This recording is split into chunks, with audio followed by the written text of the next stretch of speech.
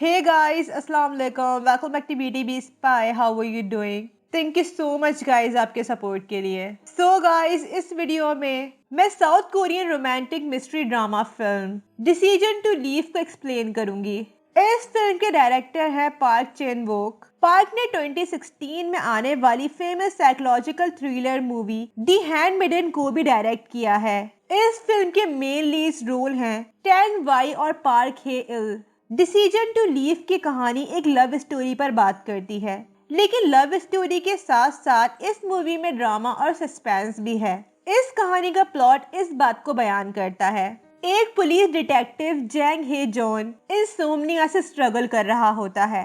Insomnia एक sleep disorder है जिसमें बंदे को नींद नहीं आती और अगर उसे नींद आ भी गई तो बार बार उसकी नींद टूटती रहती है और इंसोम्निया पेशेंट दिन के वक्त ही अपनी नींद पूरी करते हैं. खैर हे जॉन को कोई टफ केस नहीं मिल रहा होता, लेकिन जब उसके हाथ एक टफ केस लगता है तो हे जॉन को इस केस के प्राइम सस्पेक्ट से अटैचमेंट हो जाती है. ये मूवी व्यूवर्स के सब्र का इम्तिहान है क्योंकि ये मूवी बहुत स्लो है, लेकिन इस मूवी को व्यूवर्स बीच में भी नहीं छोड़ सकते क्योंकि इस मूवी के एंड के बारे में कोई हिंट नहीं दी गई मूवी में. गाइस, इस वीडियो में मेजर स्पॉयलर्स हैं. डिसीजन टू लीव रिलीज हुई 29 जून 2022 में. IMDb पर डिसीजन टू लीव को मिले हैं 7.3 stars out of 10. Decision to leave का मेटाक्रिटिक स्कोर है 84 और डिसीजन टू लीव को गूगल यूजर्स ने 86% लाइक किया है. गाइस, अगर आपने ब्यूटी बी स्पाई को अभी तक सब्सक्राइब नहीं किया तो इसे जरूर सब्सक्राइब कर ले और साथ में बेल आइकन भी जरूर प्रेस कर दिएगा ताकि मेरी न्यू वीडियो आने की अपडेट आपको मिल जाए. Okay guys, let's get to it the movie. एक कामयाब डिटेक्टिव हे जॉन की जिंदगी केस सॉल्व करने में और मर्डरर्स को सलाखों के पीछे भेजने में ही गुजर रही थी, लेकिन हे जॉन फिर भी अकेला जिंदगी गुजार रहा था. उसकी वाइफ जियोंग हन एक अलग सिटी में जॉब करती थी, न्यूक्लियर पावर प्लांट में, और वो चाहती थी कि हे जॉन भी उसके साथ ही रहे, लेकिन हे जॉन ब्यूसन में रहना चाहता था क्योंकि यहाँ ज्यादा क्राइम रेट था. एक दिन अचानक एक इंटरेस्टिंग केस आ जाता है हे जॉन के पास. एक मिडिल एज मैन की डेड बॉडी मिली थी और ये विक्टिम पहाड़ से गिरने की वजह से मारा गया था. हे जॉन जब इस आदमी की केस हिस्ट्री पढ़ता है उससे मालूम चलता है कि ये बंदा प्रोफेशनल क्लाइंबर था और वो अपनी यूट्यूब वीडियोस भी बनाता था. इसीलिए हे जॉन को शक था कि ये आदमी पहाड़ से गिरकर कैसे मर गया. इस इन्वेस्टिगेशन में हे जॉन का पार्टनर सो वान भी था.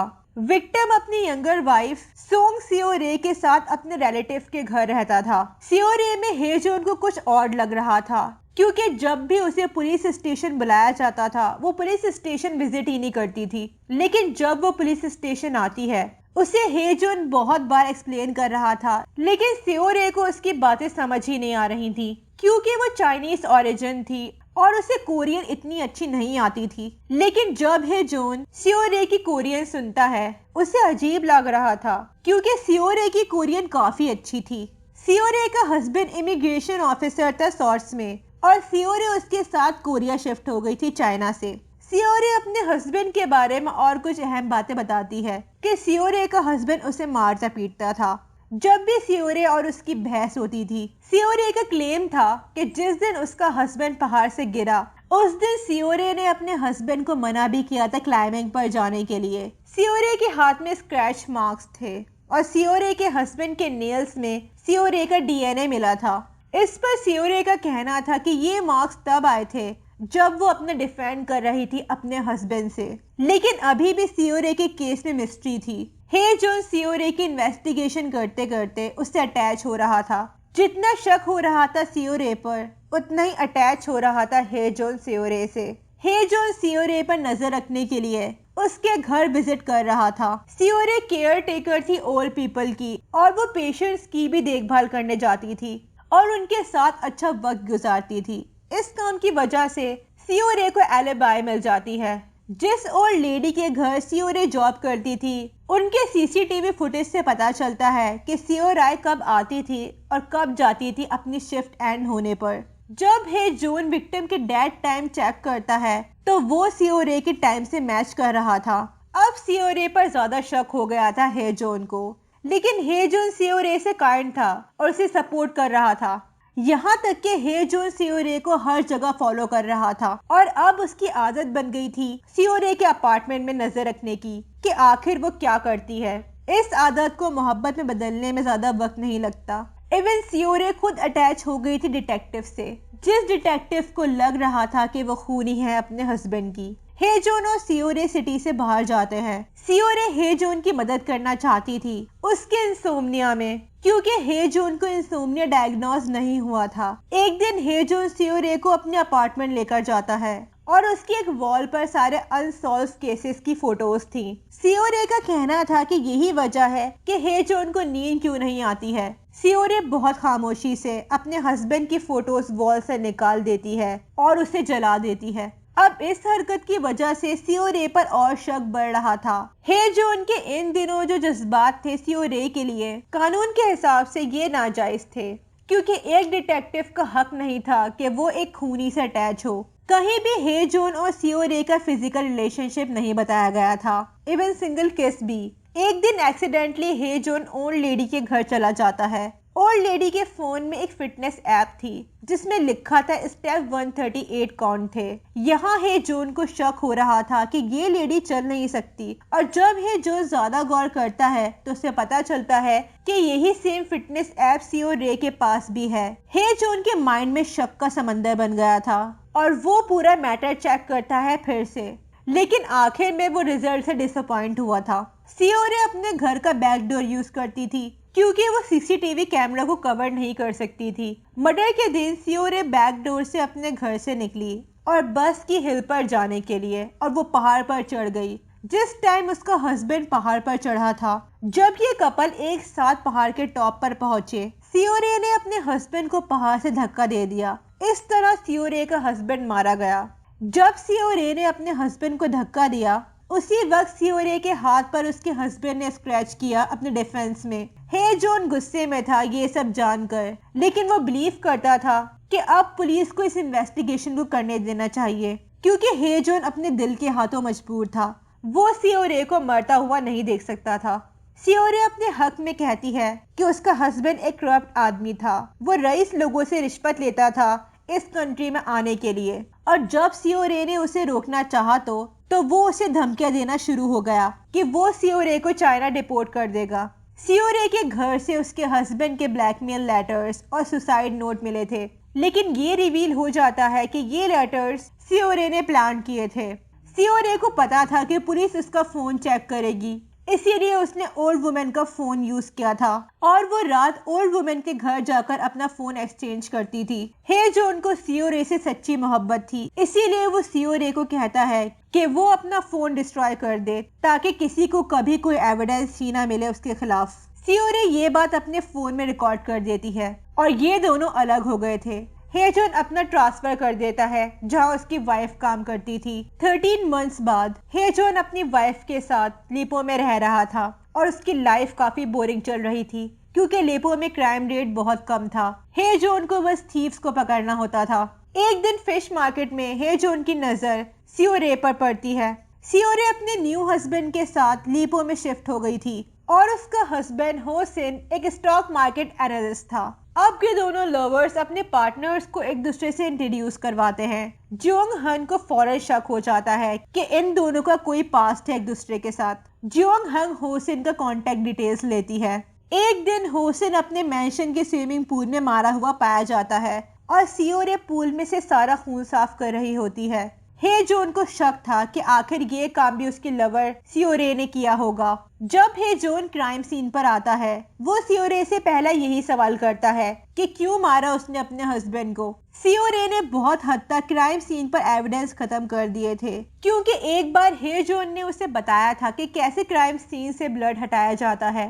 इस वक्त ये पता चला था कि कैसे सियोरे अपने लवर के लिए क्राइम सीन बना रही थी। जब वो ब्लड साफ कर रही होती है, उस वक्त होसिन जिंदा होता है, लेकिन वो उसे वहीं छोड़ देती है ताकि एक क्लियर कट डेथ लगे।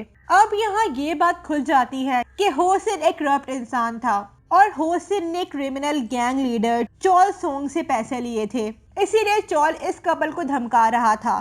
चोल को पैसों की जरूरत थी क्योंकि उसकी मदर की हालत काफी क्रिटिकल थी। जब कोई सबूत नहीं मिलता, पुलिस सियोरे को अरेस्ट कर लेती है, लेकिन पॉलीग्राफ टेस्ट में सियोरे बेगुनाह साबित हो जाती है। अचानक चॉल पकड़ा जाता है और वो कन्फेस करता है कि उसने ही होसिन का कत्ल किया है, लेकिन हे जोन सियोरे पर से अपनी आंखें नहीं हटा रहा था।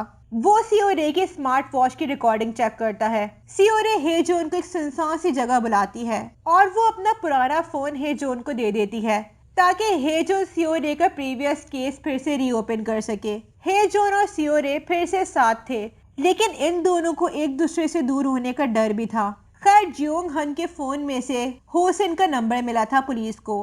होसिन का फोन सियोरे ने समंदर में फेंक दिया था। जब पुलिस को होसिन का फोन समंदर से मिलता है, उससे कंफर्म हो गया था कि होसिन ने जियोंग हन को बहुत बार कॉल्स की थी और उसके फोन के टैक्सी से पता चला था कि वो सियोराय को धमका रहा था कि वो जियोंग हन को हे जोन और सियोरे के अफेयर के बारे में बता देगा। लेकिन जब होसिन ने जियोंग हन को कॉल की, वो कॉल मिस हो जाती थी। होसिन ने एक वीडियो क्लिप भी बनाई थी हे जोन और सियोरे के अफेयर के बारे में इन्फॉर्म करने के लिए, लेकिन जियोंग हन खुद छोड़ देती है हे जोन को, क्योंकि उसे लग रहा था कि हे जोन ने होसिन का कत्ल किया है सियोरे के लिए। जियोंग हन को पहले से ही शक था हे जोन पर। यहाँ ये तो पता चल गया था कि होसिन का कत्ल सियोरे ने नहीं किया था, लेकिन सियोरे ने चॉल की मदर का कत्ल किया था। सियोरे को पता था कि चॉल अपनी मदर के मरने पर होसिन को जरूर कत्ल कर देगा और उसके लव अफेयर की बात होसिन के साथ ही खत्म हो जाएगी। Okay guys, let's get to it the ending. हे जोन सियोरे को ढूंढता है जैसे चॉल सियोरे को ट्रैक करता था। सियोरे को ट्रैक करके ही उसने होसिन का कत्ल किया था। सियोरे सी साइड जाती है और हे जोन उसे फॉलो कर रहा था। सियोरे अपनी कार बीच से काफी दूर रोक देती है और हे जोन जब सियोरे की कार देखता है, वहाँ उसमें सियोरे नहीं होती, लेकिन उसका फोन कार में ही मिलता है उसे। हे जोन के माइंड में एक सवाल घूम रहा था। जब हे जोन की बात होती है सियोरे से, वहाँ सियोरे बताती है कि होसिन उसे हे जोन के ऑडियो और वीडियो क्लिप से धमकाता था, जिसमें हे जोन ने सियोरे से अपनी मोहब्बत का इजहार किया था, लेकिन हे जोन को याद नहीं था कि कब उसने अपने अल्फाज में ऐसा कहा हो और ना ही ऑडियंस को ऐसा बताया गया था। हे जोन को सियोरे के फोन में एक वॉइस रिकॉर्डिंग मिलती है जिसमें हे जोन के सवाल का जवाब था। जब सियोरे ने होसिन को बताया था कि हे जोन ने सियोरे को अपना फोन डिस्ट्रॉय करने के लिए कहा था, अब ये जरूरी नहीं था कि हे जोन अपनी मोहब्बत का इजहार करे। उसने सियोरे को खतरे से निकालने के लिए उसकी हेल्प की और ये केस रास बना दिया और उसने सियोरे को जाने दिया, जबकि उसकी मेंटल पीस खत्म हो गई थी इस केस को अनसॉल्व छोड़कर। हे जोन को इस कदर फिक्र थी सियोरे की कि उसने अपने प्रोफेशन और पैशन को नहीं देखा।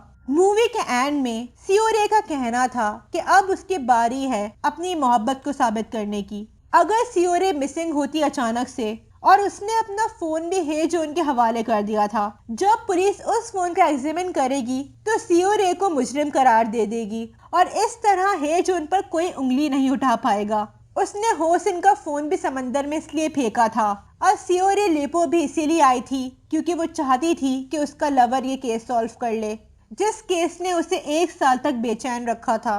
सियोरे रिकॉर्ड करके अपना फोन कार में छोड़ देती है क्योंकि उसे यकीन था कि हे जोन जरूर इसे ढूंढ लेगा। सियोरे बीच के कोने में जाकर एक गड्ढा खोदती है और उसके अंदर बैठ जाती है। आहिस्ता आहिस्ता पूरा गड्ढा समंदर के पानी और गीली मिट्टी से भर जाता है। जब हे जोन उस स्पॉट पर आता है, वहाँ गड्ढा भर चुका था और दूर दूर तक हे जोन को कोई नजर नहीं आ रहा था। सियोरे तो अब मर चुकी थी। हे जोन अपनी टीम को अलर्ट करता है सियोरे को ढूंढने के लिए, लेकिन अब बहुत देर हो चुकी थी।